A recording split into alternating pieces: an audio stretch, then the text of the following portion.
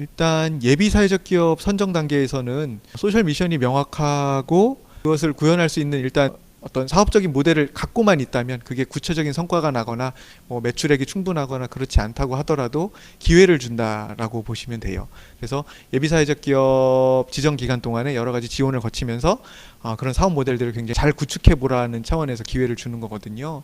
그래서 사실 뭐 사회적 기업이 소셜 미션과 비즈니스 모델 두 개의 균형을 추구하는 것이긴 하지만 예비 사회적 기업 지정 단계에서 더 중요한 거는 소셜 미션 쪽이다라고 말씀을 드릴 수 있을 것 같습니다. 비즈니스 모델이 확고한데 미션이 없는 기업은 아무래도 어렵겠죠. 예비 사회적 기업 제도가 도입된 이후에는 거의 뭐 99% 예비를 통해서 인증 사회적 기업으로 간다. 이렇게 생각하시면 될 것 같고요. 아무래도 그 사회적 기업 인증 요건이 법적으로 행정적으로 그렇게 어려운 것은 아닌데 인증 심사 기준이 그 인증 신청 전월 6개월 이상의 실적을 요구를 하고 있고 그 실적이라는 것들이 이제 뭐 조직 형태부터 시작해서 정관이나 규약을 갖추는 것들 이런 뭐 여러 가지 조건들이 있잖아요.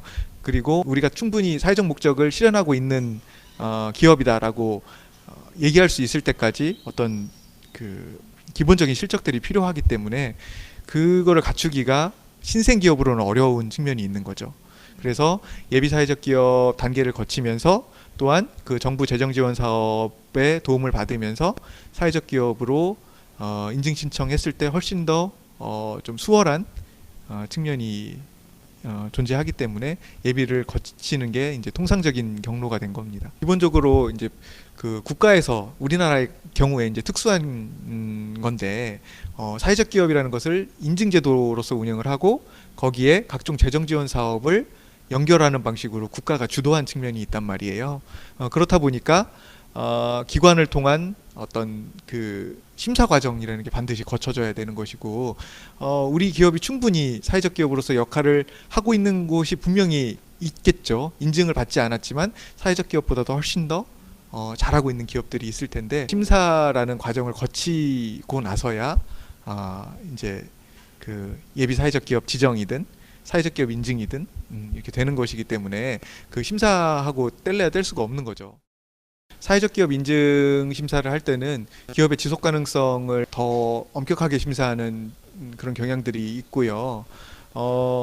그리고 그 사회적 기업 지원 제도가 끝난 다음에도 계속해서 그 기업이 폐업하지 않고 갈 수 있는지가 사실 굉장히 중요한 심사 항목이에요. 예비 사회적 기업 단계에서는 매출액을 보거나 또 혹은 이제 민주적 의사결정 구조에서 뭐 근로자 대표가 선임이 되어 있는지 뭐 이사회나 또 총회나 이런 것들이 잘 운영되고 있는지 이런 것들을 보진 않거든요. 근데 사회적 기업은 그런 것까지도 갖추고 있어야 된다고 보고 평가를 하는데 지속 가능성 부분에서 여러 지표, 구체적인 지표가 조금 더 있어서 그 부분들을 충족하는지를 보는데 실제로 사회적 기업 인증 후에 그리고 재정 지원 기간이 끝난 후에도 존속되고 있는 기업의 비율이 굉장히 높거든요. 일반 기업에 비해서. 물론 그 기업이 계속 그 지원을 받던 기관과 동일하게 사회 서비스라든지 그 기업이 추구했던 사회적 가치를 잘 유지하고 있느냐를 이렇게 다 보여주는 건 아니지만 적어도 생존율에 있어서는 그렇고 그렇게 해서 생존하신 기업들은 적어도 일정 부분이나마 계속 그런 활동들을 지속하고 있다는 것이 그 사회적 기업 사업 보고서를 통해서 나타나고 있거든요. 이전부터 굉장히 그런 사회적 가치가 있는 일들을 해온 기업 그런 데는 이미 이제 다른 인증 제도들이 또 있거든요. 중증장애인 생산시설, 그 장애인 보호 작업장 이런 것들을 갖고 계신 상태에서 사회적 기업 인증을 두드리셨기 때문에 여러 가지가 이제 갖춰진 상태에서 들어오실 때는 바로 인증이 되는 경우도 있었습니다. 지역형 예비 사회적 기업의 경우에는 대전과 세종에서는 매년 3차례 정도는 공모를 하고 있어요. 뭐 2017년도 예비 사회적 기업 지정 공고가 뜨면 그때부터 이제 접수 기간이 주어지고 신청서를 각 해당 구청에다가 접수를 하면 그때부터 심사 절차가 진행이 되는 건데요. 매년 3번은 기회가 있다고 생각을 하시면 될 것 같아요. 대표님께서 우리 기업의 사회적 미션하고 비즈니스 모델이 이렇게 연결됩니다. 기업이 만들어내는 제품이나 서비스에 들어있는 사회적 가치가 이런 것이다라고 말씀을 해주시면 되는 거예요. 근데 가장 이제 모호한 게 우리 기업은 이런 일을 하고 있는데 재정 지원 사업이나 이런 것들을 통해서 우리 기업이 좀 잘 되고 흑자가 나면 그걸로 다른 그 어려우신 분들을 후원하겠습니다. 이렇게 말씀하시는 분들이 좀 많이 있거든요. 일종의 기업 복지처럼 생각하시고 접근하셔서 이제 우리 기업이 잘 되면 그 다음에 좋은 일을 해보겠다라고 하시는 분들은 사회적 기업의 취지에도 맞지가 않고요. 그리고 심사위원들을 설득하는데도 굉장히 빈약한 논리가 되는 거죠. 청와대에 새로 직제 하나가 생긴 게 일자리 수석 비서관실에 사회적 경제 비서관이라는 직책이 들어왔어요.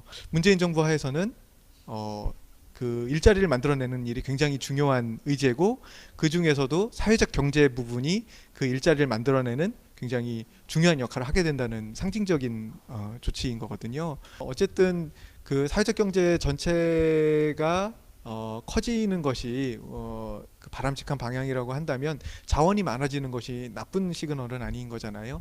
그거를 적절하게 활용해서 보다 많은 분들이 관심을 갖고 자기가 가진 아이템이 사회적 가치를 더해서 할 수 있다는 것을 아시게 되고 그걸 통해서 더 많은 기업들이 육성이 될 수 있다면 지지하는 거죠. 그런 부분을. 기업의 개념 자체가 사회적인 가치하고 비즈니스 모델을 연결을 하는 거거든요. 소셜 미션과 비즈니스 모델이